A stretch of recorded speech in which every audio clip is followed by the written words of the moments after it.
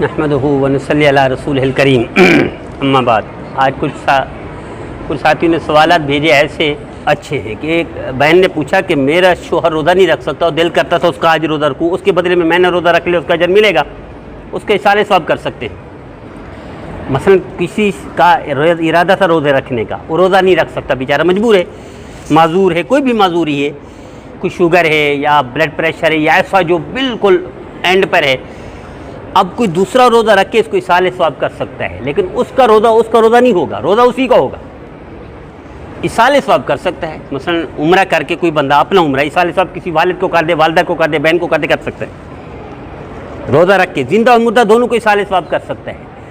حج زندہ اور مردہ دونوں کو اصالے ثواب کر سکتا ہے۔ عمرہ زندہ اور مردہ دونوں کو اصالے ثواب کر سکتا ہے، یا صدقہ زندہ اور مردہ دونوں کو۔ البتہ افضل یہ ہے کہ مردہ کے لیے کرے، زندہ تو پھر بھی ہے، سبحان اللہ کہہ دے گا، الحمدللہ کہہ دے گا، اللہ اکبر کہہ دے گا، استغفر اللہ کہہ دے گا، نیکیاں۔ مرنے والا کچھ نہیں کہہ سکتا، اس کے بس میں نیکی نہیں رہی۔ 3 نیکیاں اگر وہ کر چکا تھا، اولاد نیک تھی، ان کی نیکیاں جائیں گی۔ کوئی صدقہ جاریہ کا کام کیا، مسجد بنوا دی، کوئی فلاحی عامہ کا کام کر دیا، رفاہی کام، تو اس کی نیکیاں ملے گی۔ یا کسی کو تعلیم دے دی، عالم بنا دیا، اور وہ علم حاصل کر کے آگے پھیلا رہا ہے، تو اس کا اجر ملے گا۔ باقی ساری نیکیاں ختم ہو گئی۔ تو اصالے ثواب کا سب سے زیادہ مستحق مرنے والا ہے، زندہ نہیں۔ لیکن زندہ کو کریں گے تو بھی جائز ہے، مردہ کو کریں گے تو بھی جائز ہے۔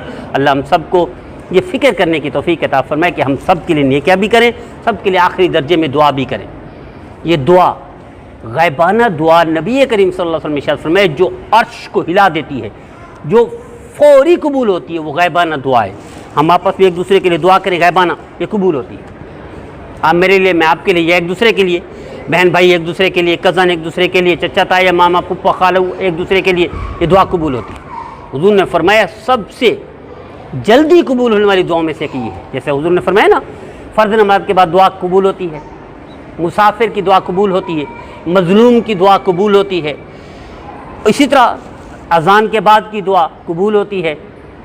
اس طرح یہ بھی ہے غائب کی غائب کے لیے، غائب لغائب، غائب کے لیے ایک دوسرے کے لیے دعا کریں، یہ قبول ہوتی ہے۔ اللہ ہم سب کو یہ دعا کرنے کی توفیق عطا فرمائے، سب کی خیر خواہی کی توفیق